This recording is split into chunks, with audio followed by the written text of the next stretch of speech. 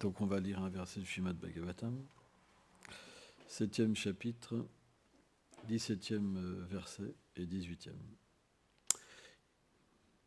Om Namo Bhagavate Vasudevaya. Om Namo Bhagavate Vasudevaya. Om Namo Bhagavate Vasudevaya. Om Namo Bhagavate Vasudevaya. Om Namo Bhagavate Vasudevaya. Om Namo Bhagavate Vasudevaya. Iti priyam vagu vichitram jape. Iti priyam vagu vichitra jalpe.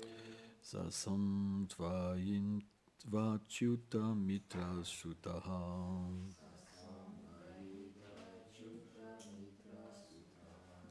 Anvam dravadam shitam ugladam vam.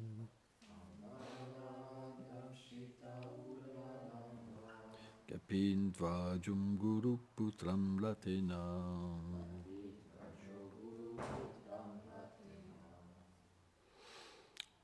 L'ayant ainsi consolé, Draupadi, Arjuna, qui avait Krishna comme ami et conducteur de char, mit son armure et tenant son arc terrifiant, il monta sur son char orné de drapeaux avec l'emblème d'Hanuman. Puis il poursuivit Ashvatam, le fils de son précepteur Drona. Verset 18.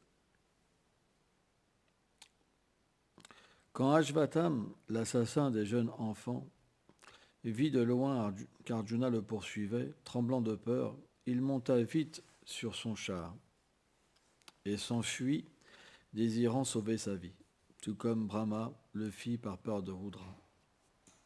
Commentaire. Srila Vishwanath Chaitanya Thakur explique que selon les versions, dans ce verset, le mot arka est utilisé à la place de ka. Ils peuvent se référer à deux histoires relatées dans les Puranas. Le mot ka désigne Brahma qui un jour fut attiré par sa propre fille. Shiva devient furieux de son attitude. Alors Brahma, dans la peur, prit la forme d'une biche pour s'enfuir. Le mot arka, lui, désigne le soleil. Le Vamana Purana relate l'histoire d'un démon nommé Vidyunmali, un disciple de Shiva, qui obtient de lui un char en or et qui poursuivit le soleil. À cause de la brillance du char, la nuit disparut. Le demi-dieu du soleil devint énervé. Il fondit le char avec sa chaleur et le fit tomber du ciel. Alors Shiva, furieux, attaqua le demi-dieu du soleil, qui fuit de peur. Le soleil tomba à Varanasi et devient connu comme Lokarka, le soleil instable.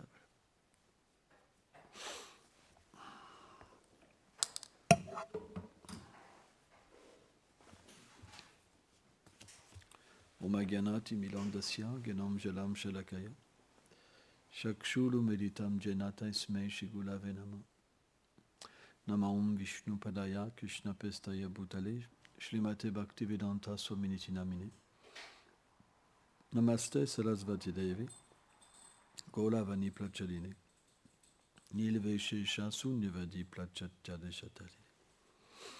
Quand les matérialistes entendent ce genre de description, ils rigolent, ils disent c'est des fables. Mais ça paraît extraordinaire. Mais qu'est-ce que c'est en comparaison de savoir que le Seigneur est dans le cœur même de l'âme en ce moment, qu'il vous accompagne vie après vie et qu'il vous donne le souvenir et l'oubli? Est-ce que c'est pas encore plus extraordinaire? Pourtant, plein de personnes sérieuses peuvent comprendre que le Seigneur est dans le cœur, le réaliser, entendre Dieu. Certains l'appellent le Saint-Esprit, par exemple. Hein? Mais si on peut réaliser que le Seigneur est dans le cœur, qu'est-ce qu'il y a de plus, merveilleux, spectaculaire, inconcevable que cette chose soit réelle? Vous comprenez? Donc les autres histoires comparées, c'est pas grand-chose. C'est vraiment pas grand-chose. C'est pourquoi une fois qu'il y a la réalisation du Seigneur dans le cœur, et que le Seigneur nous parle, tout le reste, on accepte. Dès qu'on sent le Seigneur dans notre cœur, que dire de le voir, on accepte. Parce qu'on peut comprendre qu'il peut tout accomplir. Puisqu'il est dans le cœur de chaque chose, il peut donner tous les pouvoirs. Il peut faire accomplir n'importe quoi. Mais, plus on est loin du Seigneur suprême, alors loin, ça veut dire qu'on n'a pas une attitude de service, et plus les histoires des Védas nous paraissent complètement farfelues, quoi. Vous comprenez? Donc, finalement, un dévot, quand il lit une histoire, et que ce n'est pas un dévot très avancé, quelle est la foi dans l'histoire? Qu'est-ce que ça va opérer en lui? Quelque chose, quelque part, qui, dans tout le Bhagavatam, a foi dans toutes les histoires, à part un pur dévot, c'est pas possible, vous comprenez? Donc, il faut savoir que les histoires du Śrīmad Bhagavatam ne sont pas différentes du Seigneur dans le cœur. Donc, de la même manière qu'un pur dévot peut directement s'associer avec le Seigneur, quand on lit le Bhagavatam, on s'associe directement avec le Seigneur suprême. Et ce Seigneur suprême, à travers le Bhagavatam, qui est considéré comme un soleil, il infuse la foi et l'intelligence et aussi la compréhension que les choses sont réelles. Donc on peut voir même des dévots, pendant le temps qu'ils sont sincères, accepter des histoires du Śrīmad Bhagavatam comme réelles, alors qu'ils n'ont pas forcément la réalisation que le Seigneur est dans leur cœur. Mais c'est ce même Seigneur, à travers le Śrīmad Bhagavatam et aussi dans le cœur, qui donne cette foi. Simplement, quand un dévot se comporte mal et qu'il fait des offenses, alors il perd sa foi, et à la fin, il devient recouvert, et il peut même penser comment j'ai pu croire à des choses pareilles. C'est très mystique, en fait. C'est la preuve que les offenses au Vaishnav, elles font que le Seigneur nous recouvre d'oubli. Ça, c'est un évishto. Il nous couvre d'oubli de nouveau. Donc un dévot, il a pu même être très proche, même servir des grands dévots, et un jour oublier. On a vu par exemple des disciples de Prabhupada qui sont restés serviteurs pendant tant d'années et partir 20 ans. Ça ne veut rien dire. La proximité ne veut rien dire. Ce n'est pas parce que quelqu'un a servi une personne de très proche qu'elle est forcément avancée spirituellement. Bien sûr, elle pourra raconter des histoires sur Prabhupada, mais elle ne connaît pas grand-chose à l'intérieur. Qui était Prabhupada? Elle ne connaît rien. C'est juste l'aspect externe. Alors bien sûr, il y a un bénéfice parce que les activités d'un Vaishnav sont très chères au Seigneur suprême. Donc quand on les narre, on ressent la félicité. Mais lui-même, qui était en contact, pourquoi il est parti? C'est parce que ce contact-là, il n'était pas pur. Ça veut dire que lui, il n'avait pas la pureté nécessaire pour s'associer vraiment avec Prabhupada. Parce que l'association, avant tout, ça se passe dans le cœur. En fait, si vous regardez bien, quand le matin, vous chantez votre japa, vous fermez vos yeux, par exemple, ça se passe à l'intérieur. Si Krishna ne révèle rien, il n'y a rien qui se passe quand on chante. Vous comprenez? Vous pouvez éventuellement vous absorber dans le Brahman, les chakras s'ouvrent, vous vous absorbez dans le Brahman, dans la félicité. Et c'est vrai que dans cette félicité, vous pouvez écouter parfaitement le Saint-Nom, parce que rien ne va vous déranger. Il n'y a plus rien. Il n'y a plus de mental, il n'y a plus de pensée, donc vous pouvez écouter clairement le Saint-Nom. Même méditer pendant des longs moments sur chaque syllabe, par exemple. Et c'est très extatique. Mais à moins que Krishna ne veuille se révéler, il n'y a rien qui se passe. Et c'est une grande souffrance pour un dévot. Bien que ce soit très extatique, c'est à la fois une grande souffrance. Parce que le dévot, ce n'est pas cette félicité qu'il recherche. En fait, si on peut avoir une expérience de Krishna,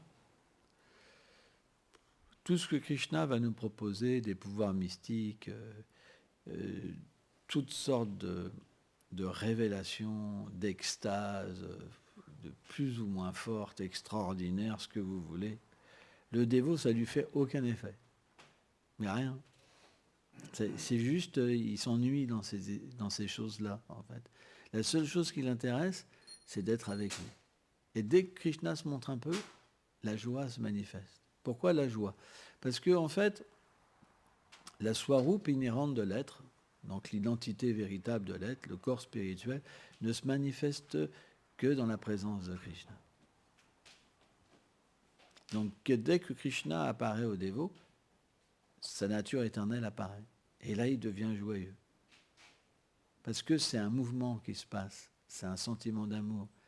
Tout de suite, c'est une joie dynamique et sans limite. Alors que le Brahman, c'est très petit, quoi. C'est vraiment insignifiant. Pour quelqu'un qui a eu même une seule fois la réalisation de Krishna, c'est juste même insupportable. C'est pour vous dire. Et pourtant, il y a des ascètes qui peuvent s'absorber dedans des heures et des heures et des heures sans manger, sans respirer, même sous l'eau, etc. Mais pour un dévot, c'est comme une punition, en fait. Et pourtant, ce qui goûte, c'est une félicité qui est inconcevable, mais elle ne lui apporte pas de félicité véritable. Parce que, en fait, son désir, il est différent. Pourquoi? En fait, toutes les gens ont une sorte de qualification.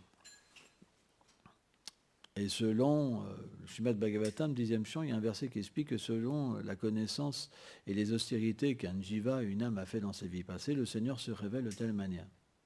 Donc, automatiquement, quand le Seigneur se révèle de telle ou telle manière, on devient pleinement satisfait. C'est vrai. Il n'y a pas de doute à ça. Moi, par exemple, je me rappelle quand j'étais jeune, quand je commençais la spiritualité, j'expérimentais le Brahman, par exemple, je me fondais dans l'amour et je trouvais ça complètement extatique. Je me rappelle, on a l'impression de se liquéfier dedans. Et on a une béatitude, mais quand on ne connaît pas autre chose, mais c'est extraordinaire. C'est extraordinaire, vraiment. Ou même pouvoir ressentir dans son cœur que Krishna est dans notre cœur et qu'il est dans le cœur de chaque chose. C'est quelque chose d'extraordinaire. Parce qu'il n'y a plus de peur, il n'y a plus d'anxiété. Le Seigneur peut nous parler, voilà, on le voit partout, on voit l'harmonie partout. C'est quelque chose d'extraordinaire. Mais si quelqu'un a goûté la douceur de Krishna, toutes ces choses-là, c'est pas... C'est comme les gopis, par exemple. Krishna avait un jour pris... les gopis cherchaient Krishna, et un jour Krishna a pris la forme de Narayana. Et quand elles ont vu Narayana, elles ont offert leur respect à Narayana. Mais qu'est-ce qu'elles ont posé la question à Narayana? C'était quoi leur question? Est-ce que vous n'avez pas vu Krishna? C'est pour vous dire, Narayana, c'est le Seigneur suprême, il a toutes les opulences, et on peut avoir une certaine relation avec lui, quoi. Il manifeste la beauté, une certaine douceur, etc., bien sûr. Hein. Mais bon, Krishna est tellement attirant que quand on a été piqué par lui, c'est extrêmement difficile de pouvoir s'attacher à quelque chose, quoi. Parce que tout est tellement imparfait. Tout est tellement imparfait.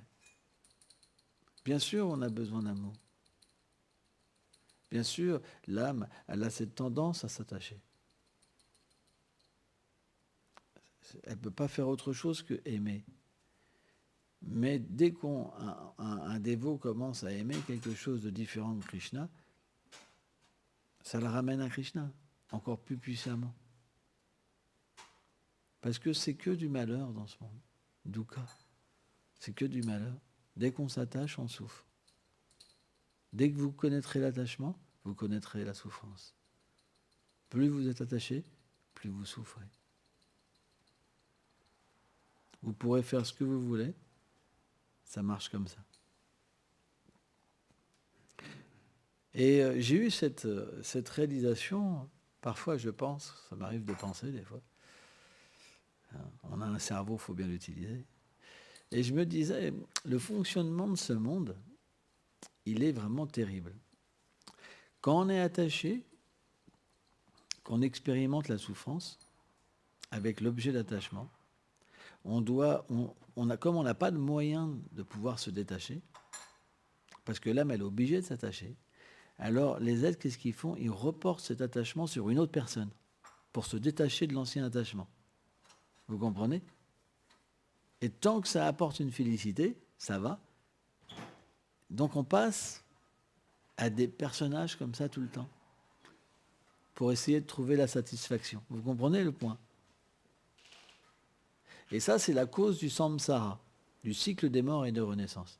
C'est ce qu'on appelle l'action intéressée. Ça veut dire qu'on agit d'une manière à trouver la satisfaction. Quand on ne la trouve plus avec un, que cet attachement nous génère de la souffrance, on reporte cet attachement, même si on est encore attaché, sur une autre personne pour pouvoir liquider l'ancien attachement. Vous comprenez? Personne n'a déjà expérimenté ça? Vous comprenez? Sans ça, c'est la mort. Vous comprenez? Sans ça, on meurt à cause de l'attachement, en fait. On souffre terriblement. Mais à Vrindavan, le seul problème, c'est qu'il n'y a personne plus beau que Krishna. Il n'y a personne de plus doux que Krishna. Il n'y a personne qui peut avoir plus de qualité que Krishna. Donc quand on est attaché à Krishna, et que Krishna se cache de nous, on ne peut pas rapporter notre attachement ailleurs. Parfois, Radharani, quand elle souffre, ses amis, elle lui dit comme ça, mais abandonne ton attachement à Krishna. Abandonne. Vous comprenez? Et bien que Radharani, elle essaie, Krishna revient toujours plus fort. Vous comprenez? Dans son cœur. C'est impossible d'abandonner l'attachement à Krishna. C'est pour ça, bien que Krishna puisse se cacher de son dévot et le faire souffrir, le dévot, il ne peut pas perdre cet attachement pour Krishna. C'est impossible. C'est impossible, quoi. Et bien que parfois, il soit perdu dans ce monde et qu'il essaie de s'attacher à quelqu'un, c'est impossible pour lui de véritablement pouvoir s'attacher. Parce que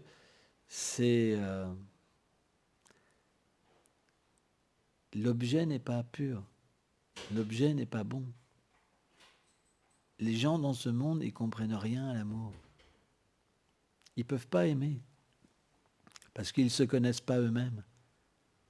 Comment vous pouvez aimer si vous ne vous connaissez pas vous-même?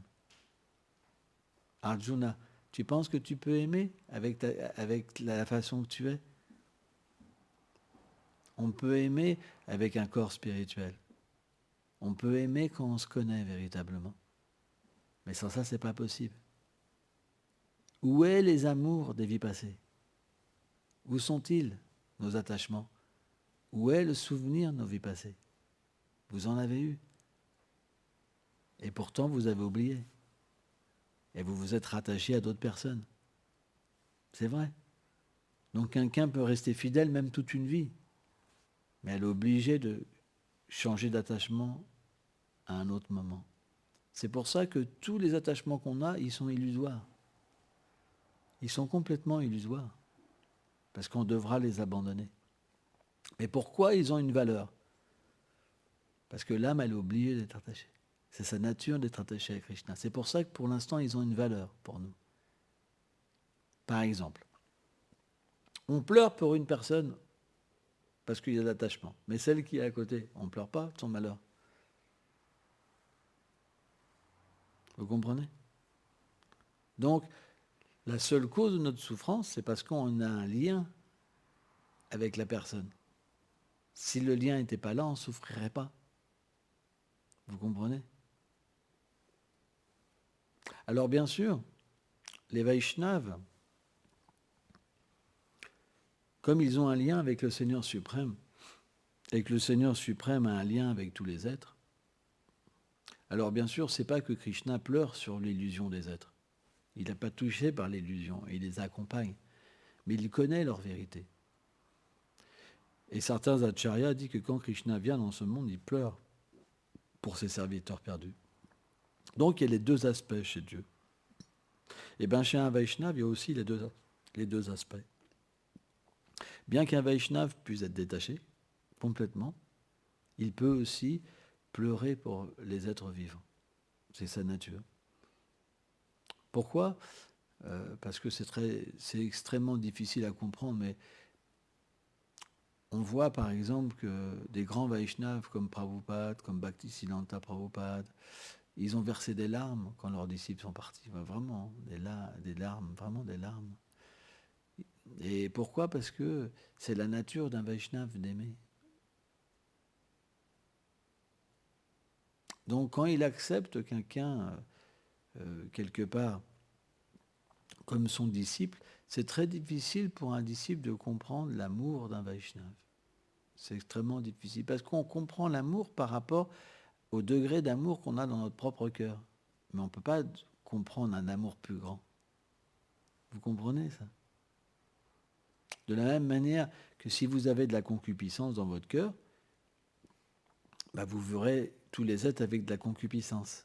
De la même manière, si vous êtes libéré de la concupiscence, vous verrez les gens sans concupiscence. Si vous avez la nature d'un enfant, automatiquement, vous avez une vision qui est différente d'un homme qui a de la concupiscence. Par exemple, un enfant, il pourrait voir une femme nue, un enfant mâle, sans être agité. Hein? Ou, voilà. Mais s'il arrive à un certain âge, c'est plus possible. C'est comme un enfant, quand il n'a pas de concupiscence, il peut se balader tout nu devant tout le monde. Mais quand la concupiscence commence à agir en lui, il ne le fera plus. On est bien d'accord. C'est vrai. Moi, je me rappelle qu'une fois, ma tante m'avait lavé quand j'avais un certain âge, et j'étais pas d'accord, quoi. Parce que même petit, on a une conception qu'on est devenu un homme et que je me fais laver par une femme, tu vois. Donc, on n'a pas envie d'être tout nu, par exemple, tu vois. Je me rappelle, ça m'avait frappé, ça. J'ai peu de souvenirs, mais celui-là, je l'ai, tu vois. Pourquoi? Parce qu'à un certain âge, quand la concupiscence s'éveille, on fait une discrimination. On devient attiré, il y a des répulsions, des attirances, etc., qui se manifestent. Or, plus, par la vie spirituelle, plus on se libère de l'identification avec le corps, par l'expérience spirituelle qu'on est l'âme, et naturellement, moins on sera attiré par les femmes, par les hommes. Et on pourra avoir des liens qui sont purs aussi. Par exemple, quand Shukadev Goswami, qui était pourtant nu, il a vu, c'était des nymphes qui se baignaient dans un lac, elles ne se sont pas couvertes. Parce qu'il était pur. Elles ont senti qu'il était pur. Mais quand Vyasadeva est venu, elles se sont couvertes. Pourquoi? Parce qu'il avait dans sa vision, Vyasadeva, c'est pas qu'il n'était pas pur, mais il avait la conception que c'était mon fils. Vous voyez ce que je veux dire? Et donc quand Vyasadeva est approché, elles se sont couvertes. Mais pas quand Shukadev Goswami est passé. Parce que sa conception, elle était pure. C'est comme ça, quoi. Partout où Shukadev passait, tous les êtres le recevaient dans son cœur, en fait. Parce que des gens comme ça, on a besoin de les avoir dans notre cœur. C'est un besoin vital. En fait, les Vaishnavas, quand ils se révèlent dans ce monde, ils sont tellement beaux et tellement attirants que tous désirent en fait les avoir dans leur cœur. C'est quelque chose qu'on désire ardemment. On désire porter un Vaishnava dans notre cœur parce que c'est une source de libération. C'est une source vraiment de félicité. Parce que quand on s'attache à des personnes qui ont cette qualification de l'amour de Dieu, automatiquement, ça nous permet de nous libérer de tous les attachements qui nous incarcèrent dans ce monde.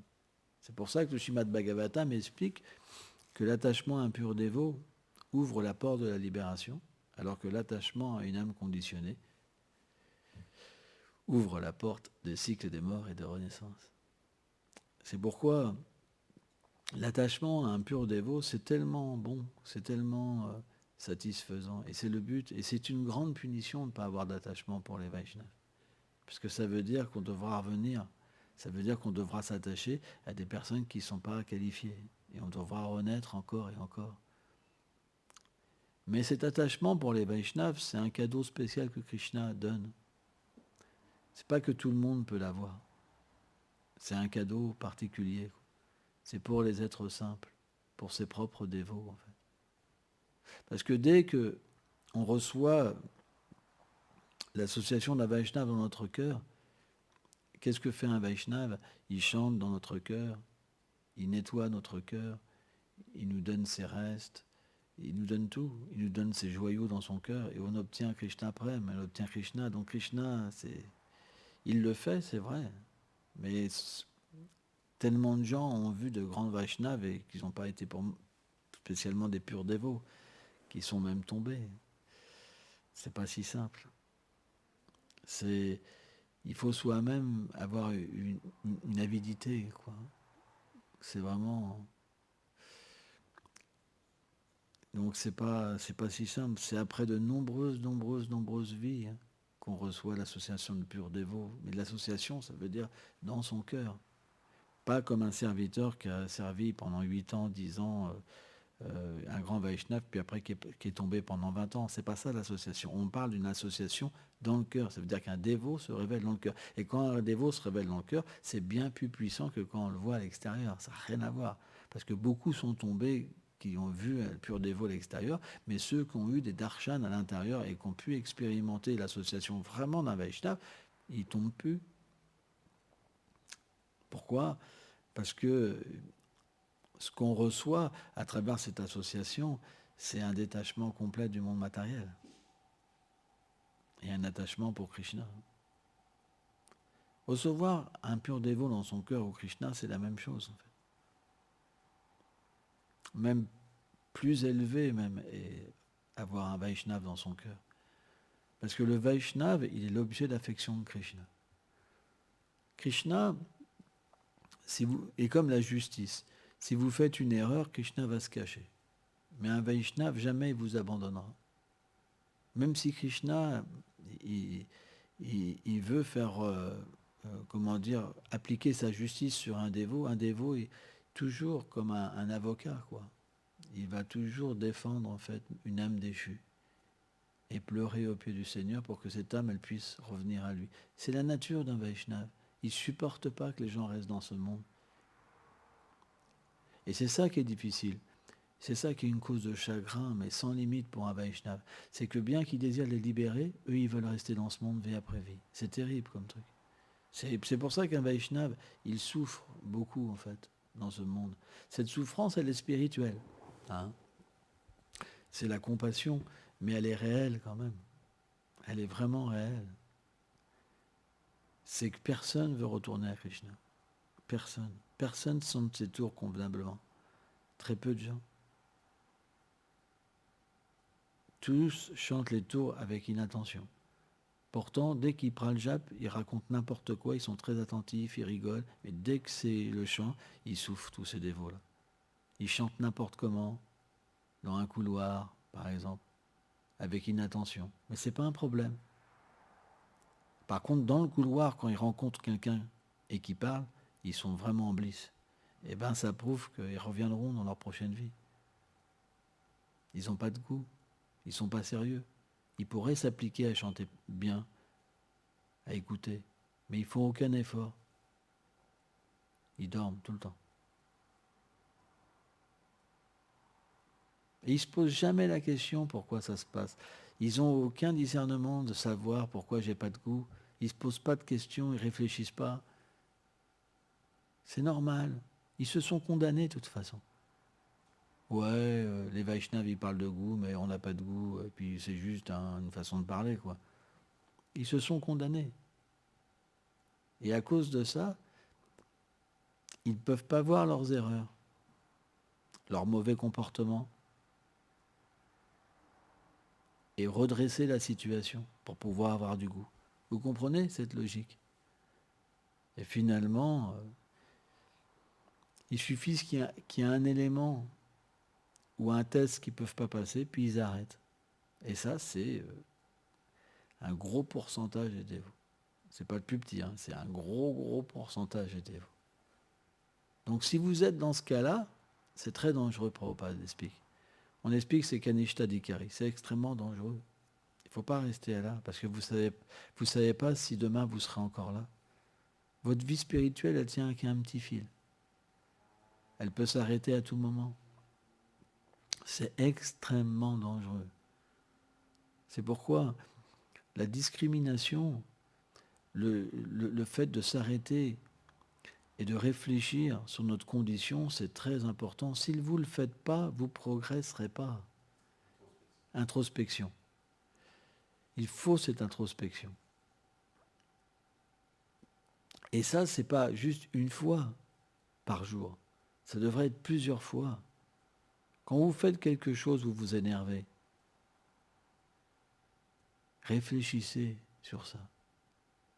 Pourquoi j'agis comme ça? Pourquoi je me détruis? Et on doit prier, même si c'est dur, on doit prier. Et on doit absolument, avec une bonne association, à le fait d'étudier, de graduellement prendre des bonnes résolutions. Mais si vous faites des choses, mais vous vous posez déjà jamais des questions et vous prenez jamais de résolution, vous ne ferez aucun progrès dans cette vie.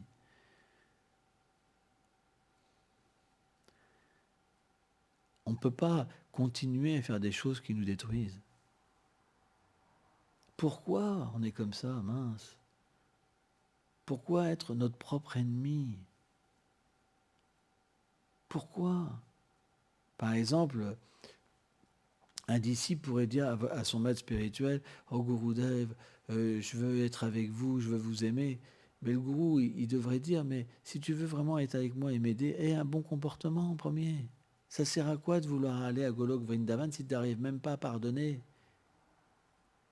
et à être envieux? » Vous comprenez? On commence déjà par des bases, à revenir sur les enseignements que notre gourou nous a donnés, bien avant. L'entrée dans le monde spirituel, ça commence par des choses simples. Le bon respect, l'humilité. N'essayez de pas tout contrôler.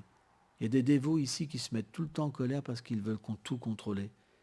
Mais leur souffrance, elle est terrible.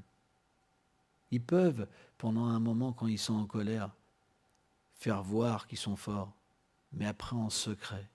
Moi, je sais à combien ils souffrent, et à combien ils sont seuls, à combien ils sont rejetés, parce qu'ils se rejettent eux-mêmes quand ils portent le blâme sur les autres. C'est horrible. Ce monde, il est horrible parce qu'on tombe dans une spirale. Vous comprenez? Par nos propres erreurs, on s'éjecte nous-mêmes. Et à la fin, on devient amer. Vraiment amer. On se transforme comme une gargouille, quoi. Gna, gna, gna, gna, gna, gna. Vous comprenez? On ne sait plus faire que ça. C'est le seul réflexe qu'on a. Donc, on peut arrêter cette machine. C'est très difficile. C'est extrêmement difficile parce qu'elle est puissante, cette machine de destruction. Elle est vraiment puissante. Mais on peut l'arrêter. Mais il faut du temps. Il faut réfléchir. Au début, ça va sortir. Mais il faut réfléchir. Pourquoi j'ai fait ça? Demander pardon. Réparer nos fautes. Parce que si on ne répare pas, on n'arrête pas le moteur. On ne débranche pas la prise. Vous devez aller voir la personne que vous avez offensée. Peut-être que la colère continuera à tourner, mais c'est comme un ventilo que vous retirez la prise. Elle aura moins de force à un moment. Et un jour, elle vous quittera. Et vous verrez que tous les gens vont se mettre à vous aimer. Et pas à vous éviter. C'est pas par la colère qu'on attire le Seigneur suprême. C'est par l'amour. Donc tous ces gens, en fait, qui prennent les armes de la colère, du rancœur, dans leur vie spirituelle, jamais ils rencontrent le Seigneur suprême. Jamais ils ont un goût quand ils chantent les saints noms. jamais ils auront une vision divine. À quoi ça sert? C'est pourquoi on ne peut pas continuer. Premièrement, ça détruit la communauté aussi. Et pas que notre vie spirituelle. Et si dans une communauté, il y a trop de néophytes, et ben quand quelqu'un se met en colère, ça met l'autre en colère, après il se répercute sur une autre, et ça fait comme une boule, vous savez, une boule qui touche chacun. C'est pou, pou, pou, pou, pou, pou, pou, pou. Tout le monde se met en colère. Puis après ça se calme, tu vois. Puis dès qu'il y en a un, hop, ça prend un autre, ça prend un autre. Ça fait tout un tour en fait. Vous n'avez jamais connu ça? Quelqu'un, oh, il m'énerve, hein. Il vient vous voir, et si vous êtes attaché à la personne, quoi, qu'est-ce qu'il t'a fait? Tout de suite, c'est l'illusion. Ah oui, moi j'aime pas ça, hein. J'aime pas ça, hein. Ah, j'en ai marre. Bon, c'est juste l'illusion. Et puis après, quand on rencontre la personne, on l'aime pas, mais on sait même pas pourquoi. C'est complètement illusoire. Et une telle communauté, mais c'est difficile pour les gens qui y vivent. Malheureusement, il y a beaucoup plus de néophytes que de gens qui sont influencés par l'ignorance, la passion que la vertu, quoi. Donc une communauté, des fois, c'est difficile. Il y a même des gens à la fin qui ne viennent plus. Pourquoi? Parce qu'ils n'ont pas les qualités pour voir au-delà des apparences. Dans la communauté, ce n'est pas les êtres conditionnés qu'on vient chercher. C'est le service de dévotion. C'est la miséricorde que donne le Seigneur à travers ses purs dévots qu'on vient chercher. Et les imperfections des êtres, c'est pour nous purifier, pour pouvoir progresser. Donc si on n'a pas ce désir de devenir un associé du Seigneur, à un moment, on ne vient plus. Parce que quand on vient, on n'a pas ce qu'on recherche. Vous comprenez? Parce que ce qu'on recherche, ce n'est pas la bhakti, ce n'est pas l'amour de Dieu. Ce qu'on cherche, c'est des amis. Vous comprenez? Et le risque, c'est quoi? C'est qu'à la fin, on préfère aller voir un barbare qu'un dévot. Parce que le barbare va être plus sympa avec moi parce qu'il me dit exactement ce que j'ai envie d'entendre. Alors que le dévot, là-bas, quand je vois sa tronche, voilà quoi. Ah ouais, c'est terrible. Vous comprenez? Pourquoi? Parce qu'on est centré sur nous. Donc, on doit faire attention, hein. On doit prendre des bonnes résolutions. Merci beaucoup.